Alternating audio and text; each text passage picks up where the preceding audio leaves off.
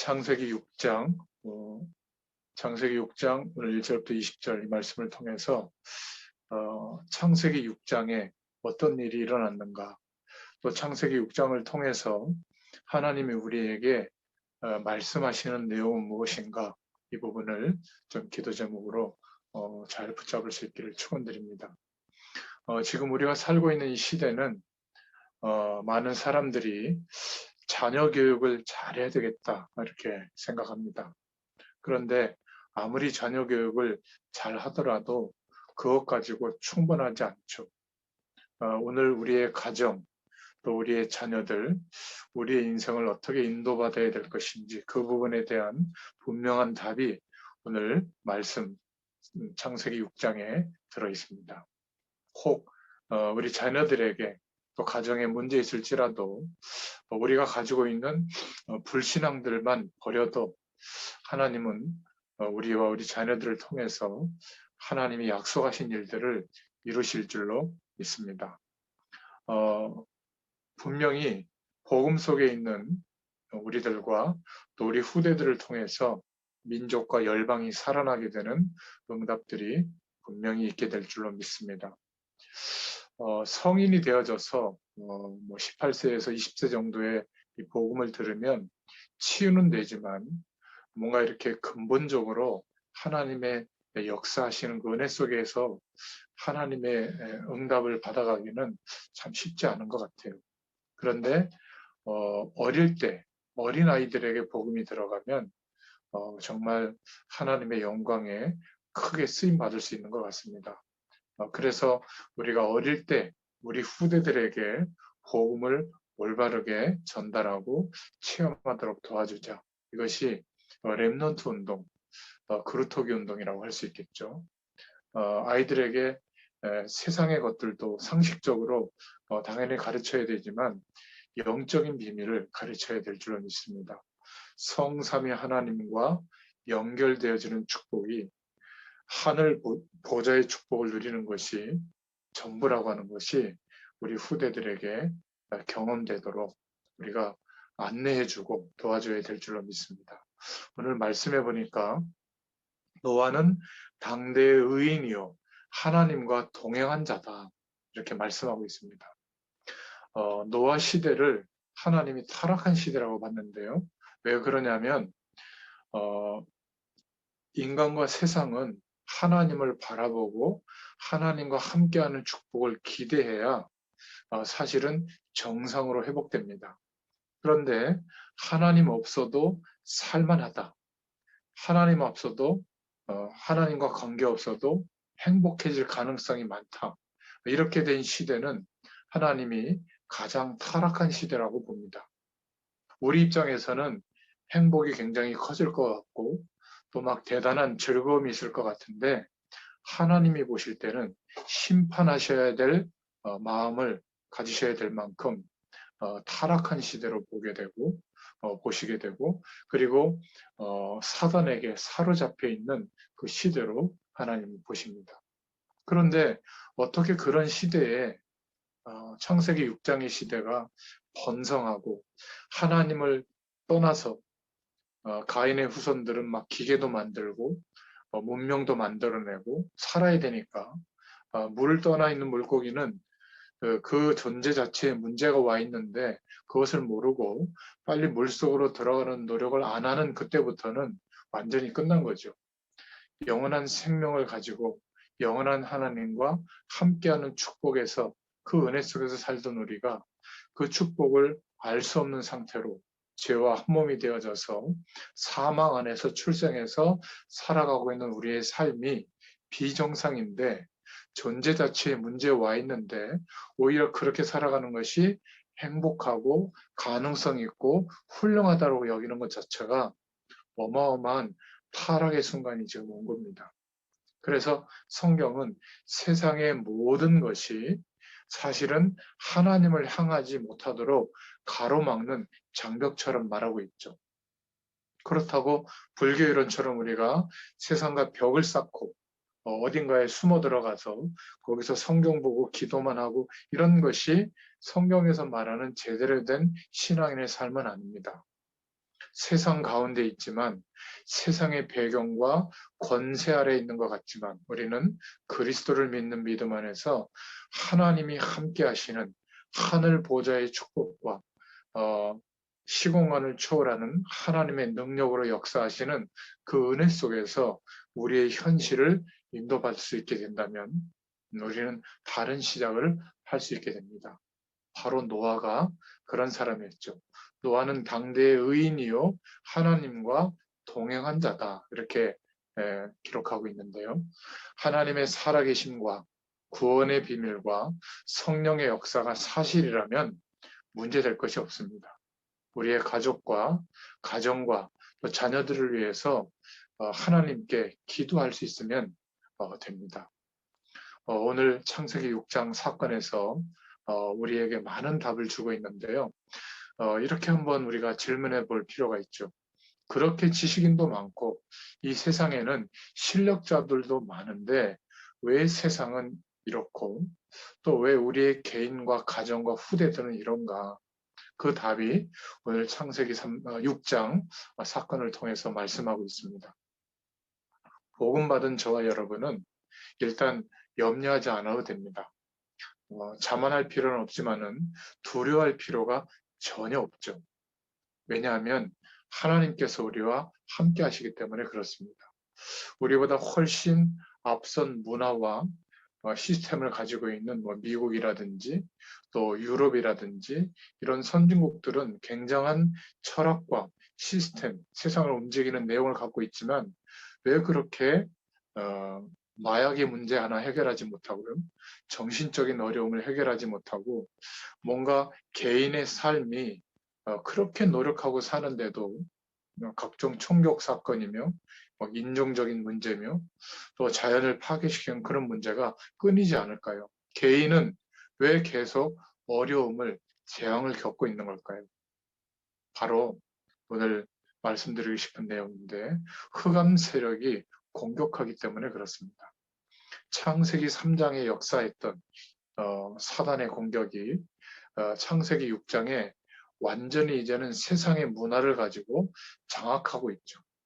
이 창세기 6장에 나타난 위에서 떨어진 자라는 뜻인 네피림이라는 단어가 나오는데 떨어지다, 위에서 떨어지다라는 그런 명사의 동사의 동명사 된 단어가 네피림이죠. 위에서 떨어진 자라는 뜻입니다. 계시록 12장 9절에 보면 바로 이 존재가 옛뱀, 사단이라고도 하고 마귀라고도 한다. 천사장의 신분이었는데 피조물 주제에 하나님께 대항하다가 공중으로 쫓겨난 존재라고 하죠. 이게 제일 먼저 나타나서 이 세상에 역사하고 있는 장면이 창세기 6장의 네피림으로 나타난 겁니다. 위에서 떨어진 자. 바로 요한복음 8장 44절에 흑암 세력, 사단을 말하는 거죠. 결국 이 네피림의 시대, 하나님을 전혀 생각하지 않고 세상의 번성한 그 속에 배경 속에서 인생의 답을 찾으려고 노력하는 시대가 된 것. 그걸 보고 네피림 시대라고 합니다. 흑암의 세력이 영적으로 장악하고 있는 세대죠. 하나님의 사람들이 세상의 세속의 문화에 완전히 이렇게 동화되어져서 오히려 하나님을 바라보고 주의 영광을 위해서 살아가는 것보다 세상의 영광을 얻으려고 살아가는 그런 모습이 더 크게 확산될 때 가장 타락한 시대가 됐다고 성경은 말하고 있는 겁니다. 오늘 너무나 많이 우리가 손바닥만한 이 핸드폰을 가지고 전 세계에 많은 지식의 내용들, 경험할 수 있는 내용들이 급속히 빛의 속도로 우리가 이렇게 접할 수가 있게 됐는데 좋은 점만 있는 게 아니라 성적인 타락이라든지 범죄라든지 또 다른 사람들을 공격하는 문화라든지 이런 것들은 더 급속하게 늘어나고 있습니다. 아이들이 자기 방에서 나오지 않고 게임을 하든지 아니면 어떤 음란한 데 심취되어 있든지 또 그런 문화 속에서 자라게 되면 결국 나 중심으로만 사는 나를 위해서만 사는데 개인의 삶의 질은 점점 나빠지는 그런 네피림의 시대, 흑암 세력에 장악되는 시대에 살아가고 있습니다. 결국 사단이 이렇게 속이고 공격하는 목적은 타락이죠. 하나님 없는 행복을 추구하도록 만드는 문화로 사람들이 완전히 빠지도록. 그러니까 사람은 절망이 오게 되어 있고 한계가 오게 되어졌을 때 하나님을 찾는 문화가 있어야 되거든요. 그런데 하나님 없이 타락을 인생의 목적으로 삼는 이때가 가장 심각한 시대인 겁니다. 결국 이 사단의 세력은 가정을 공격하죠. 하나님을 바라보지 못하도록 완전히 자기의 손아귀에 장악된 문화가 되도록 먼저 하나님이 축복한 제도인 가정을 공격합니다. 그래서 오늘 본문에도 보니까 하나님의 아들들이 사람의 딸들의 아름다움을 보고 그들의 아내로 삼은지라. 모든 사람을 아내로 삼은지라. 결국 어떻게 됐다 그랬죠? 육체가 됐다 이렇게 표현하죠.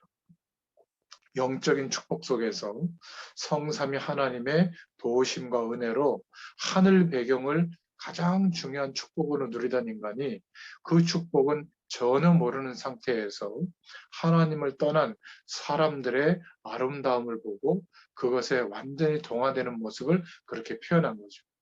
영적인 존재가 완전히 육체가 돼서 세상의 권세 아래 놓이게 된 겁니다. 여러분, 흑암 세력은 우리의 가정을 공격합니다. 창세기 6장 1절에 나와 있는 것처럼 결혼 문제로 공격합니다. 가장 노리는 부분이죠. 불신자하고 결혼해서 안 된다. 그 말이 아닙니다. 우리가 아직 결혼하지 않은 사람들은 다른 것은 다 양보하고 인심을 쓰고 그렇게 살더라도 결혼만큼은 소중하게 해야 된다. 저는 그걸 꼭 강조하고 싶습니다. 결국 하나님의 약속과 하나님과 함께하는 축복을 전혀 모르는 그런 어떤 조건들을 가지고 결혼했을 때, 또 어떤 사람은 결혼을 그냥 장난삼아 그냥 하지 뭐 이런 사람도 있고요. 결국 사단이 제일 공격하는 부분이 가정인데 너무나 우리가 쉽게 생각하거나 아니면 너무 세상의 조건만 가지고 결혼을 바라볼 때 가정의 비극이 시작이 되어지죠. 혹 결혼을 못하는 한이 있더라도 결혼을 너무 쉽게 생각하거나 함부로 하면 안 될 줄로 믿습니다. 21세기는 가정이 무너지는 시대인데 아예 가정의 조건이 다 바뀌죠. 혼자 사는 가정도 있고요. 다른 사람끼리 합쳐져서 사는 가정도 있고 정말 가정이 무너지는 시대에 살고 있습니다. 여러분, 어려움이 정말 올 때 우리가 회복돼야 될 답이 있어야 되잖아요. 우리는 오늘 창세기 6장 이 사건을 통해서 어, 하나님의 사람들이 세상의 조건 속에 완전히 동화되어질 때 네피림의 시대가 된다. 사단에게 사로잡히는 영적 분위기가 형성된다. 이것을 꼭 기억할 수 있기를 바랍니다. 결국 가정이 무너지면 자녀에게 문제가 오죠. 이 시대의 후대들의 문제는 바로 가정의 문제라는 것을 기억하셔야 될 줄로 믿습니다. 그래서 빨리 속히 준비해야 되는 것이 있는데 오늘 말씀에 창세기 6장 13절에 나오죠. 저주를 면하기 위해서, 심판을 면하기 위해서 방주를 만들어라. 창세기 6장 14절 보니까 너는 잣나무로 너를 위하여 방주를 짓되 이렇게 말하고 있죠. 너를 위하여 방주를 만들어라. 그 안에 칸들을 막고 역청으로 안팎에 칠해라. 밖에 물이 들어오지 못하도록 세상의 문화가 들어오지 못하도록 그 말이죠. 결국 방주 안에 들어오면 사는데 노아가 산 중턱에다가 120년 동안 방주를 만들었거든요. 그런데 아무도 쳐다보지 않습니다. 오히려 미친 취급을 하죠. 하나님의 심판의 때가 온다는 것을 120년 동안 말하는데도 아무도 귀담아 듣지 않습니다. 이제 심판의 때가 되어져서 홍수 심판이 일어났을 때 방주문이 닫히고는 아무도 들어올 수가 없었죠. 여러분, 창세기 6장 18절부터 19절에 보니까 그러나 너와는 내가 내 언약을 세우리니 너는 내 아들들과 내 아내와 내 자부들과 함께 그 방주로 들어가고. 왜 우리에게 방주를 만들라고 하죠? 이 방주는 예수님을 그리스도로 믿는 믿음의 약속을 말합니다. 방주 안에 들어오면 살고 방주 밖에는 심판 때문에 죽는데 방주 안은 물 때문에 살게 되는 그런 은혜를 입는 것이죠. 예수 그리스도를 믿는 믿음을 우리가 가져야 되는데 너를 위해서 예수 그리스도를 믿어라. 너와 너 가정을 위해서 자녀들을 위하여 예수 그리스도의 언약을 붙잡아라. 또 창세기 6장 20절에 보니까 모든 동물과 생명 가진 것을 보존하기 위해서 방주를 만들라고 합니다. 우리가 예수 그리스도로 말미암아 생명을 얻고 하나님과 함께하는 축복을 누릴 때 하나님과 화목하는 관계가 회복되고 우리에게 맡겨진 가정, 또 우리의 삶, 우리가 만나는 모든 사람들, 또 우리가 손대는 일에 하나님의 보좌의 축복이 임하게 되는 줄로 믿습니다. 그래서 속히 준비해야 된다. 예수 그리스도를 믿는 믿음을 우리가 붙잡아야 하고요. 우리 후대들에게 전달해야 될 줄로 믿습니다. 어떻게 그러면 이 축복을 준비해야 되겠는가? 이 세상의 문화와 또 우리의 가정이 이 세상의 문화 속에서 회복되고 또 하나님의 축복을 누리도록 그렇게 하려면 어떻게 해야 될 것인가? 오늘 창세기 6장 1절부터 9절에 보니까 특히 8절에 노아는 은혜의 사람이었다. 또 9절에 보니까 하나님이 의인이라고 이렇게 칭했고요. 또 완전한 자라고 말씀했습니다. 그러나 노아는 여호와께 은혜를 입었더라. 노아의 사적은 이러하니라. 노아는 의인이요 당세의 완전한 자라. 그가 하나님과 동행하였으며 은혜 받았다는 말은 이해되는데 어떻게 완전하다고 하나님이 말할 수 있을까? 바로 9절의 답이 나왔죠. 하나님과 동행했기 때문입니다. 우리가 여러 가지로 부족하지만 하나님과 함께하는 은혜를 누릴 수 있다면 하나님 앞에 완전한 자로 설 수 있게 되는 줄로 믿습니다. 창세기 6장 14절에 방주 만드는 것, 그게 바로 전도입니다. 예수 그리스도의 약속을 붙잡고 예수 그리스도의 약속이 가장 중요한 하나님이 우리에게 주는 답이다. 이것을 전달하는 것이 전도입니다. 교회가 부흥되는 것은 숫자가 늘어나는 것도 부흥이라고 말할 수 있지만 참된 부흥은 예수 그리스도의 복음이 모든 성도들에게 가장 중요한 기준으로 인정되어지고 고백되어지는 것. 그게 진정한 교회의 부흥인 줄로 믿습니다. 자, 오늘 말씀을 통해서 결론적으로 이제 우리는 방주를 만들고 우리의 가정과 교회가 또 우리의 삶이 부흥되는 비밀이 있어야 될 줄로 믿습니다. 예수 그리스도의 약속을 붙잡고 하나님을 바라볼 때 이 축복이 회복되어집니다. 그래서 우리가 하나님의 자녀된 이 은혜를 정말 체험하고 누리면서 우리가 몇 가지 좀 생각해 볼 것이 있는데 수용할 수 있기를 바랍니다. 교회에서 일어나는 우리 가정에 일어나는 모든 사건, 부족한 사람들을 수용할 수 있기를 축원드립니다. 갈등을 일으키는 자들을 수용할 수 있다면 또 우리를 좀 힘들게 하는 그 상대방의 입장에 있는 사람들을 수용할 수 있다면 좀 모자란 일을 자주 하는 사람들을 수용할 수 있다면 또 반대하는 입장에 서 있는 사람들을 수용할 수 있다면 너무나 중요한 축복이 우리에게 회복됩니다. 왜 그렇게 수용하기를 하나님은 원하시죠? 그 속에 들어있는 제자를 찾기 위해서 그렇습니다. 100명 중에 99명은 아니더라도 그 중에 이렇게 부족하고 모자란 사람들을 수용하는 이유는 혹시 그 속에 제자가 있다면 그 제자를 찾기 위해서 다른 사람들을 용납하고 수용할 수 있기를 축원드립니다. 다 부정해버리면 결국 제자도 놓치게 되죠. 그래서 쓸데없는 데 시간을 낭비하지 말고 참된 주님의 일꾼, 제자를 찾고 세우는데 마음을 두시기를 바랍니다. 여러분, 제자는요, 참 복음을 가지고 있는 자입니다. 이런 사람들은 그냥 두어도 무너지지 않습니다. 교회에서도 보면 우리 중직자들 중에 또 집사님들 중에 우리 렘넌트 후대들 중에 제자가 있고 아직 제자가 아닌 사람도 있습니다. 제자는 어떻게 해야 교회가 유익한지, 또 내가 어디에 헌신해야 주의 영광이 드러나는지, 유익한지 이것을 알고 있습니다. 강요한다고 움직이는 것도 아니고요. 또 이렇게 아무 광고를 안 한다고 해서 안 움직이는 사람도 아닙니다. 제자는 성령의 인도를 받아요. 그래서 제자를 찾고 세우기 위해서 많은 사람들을 가능하면 수용할 수 있기를 축원드립니다.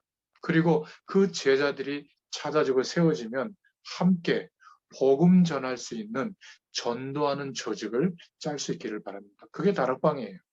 전도할 수 있는 모임, 전도할 수 있는 만남을 꼭 가지시기를 바랍니다. 여러분, 정말로 부자는요, 돈을 벌려고 막 몸부림치거나 달려가지 않습니다. 구석구석에 돈이 들어올 시스템, 조직을 많이 만들어 놓고 돈 들어오는 것을 계산하죠. 그러니까 정말 부자는 금융 부자 아닙니까? 그리고 여러 가지 돈이 들어올 수 있는 이런 경제 시스템을 만들어 놓은 사람들이 부자죠.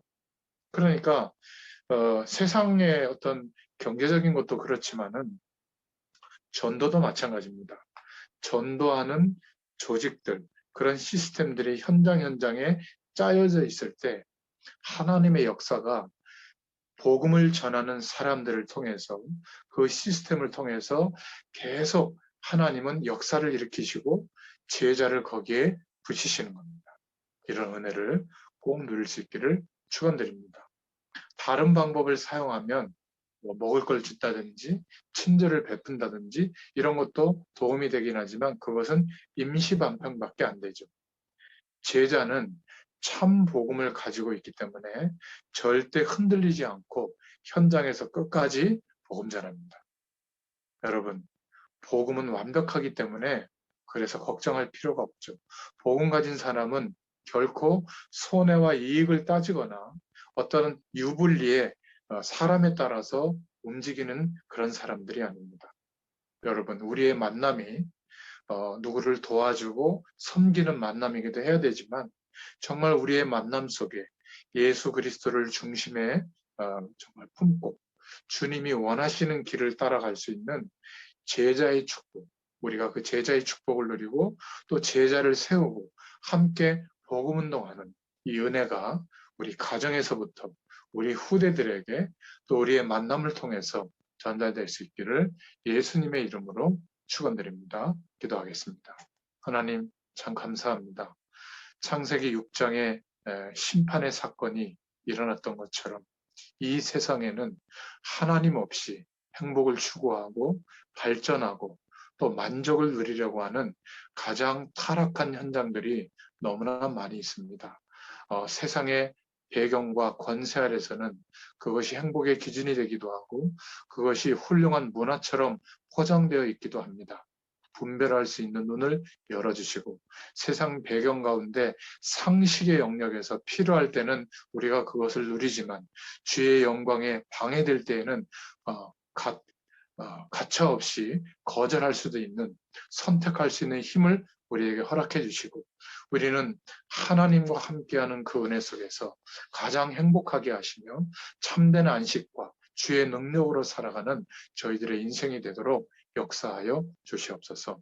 속이는 또 공격하는 문화와 세상의 흐름을 가지고 역사하는 사단의 권세가 꺾여지게 하시고 예수 그리스도를 믿는 믿음 안에서 참 제자로 서기를 원하는 우리의 믿음의 고백들을 통하여 우리의 모든 현장이 특별히 우리의 가정과 후대들이 변화되고 회복되는 역사가 있게 하여 주시옵소서. 예수님의 이름으로 감사하며 기도드렸습니다. 아멘. 감사합니다. 수고하셨습니다.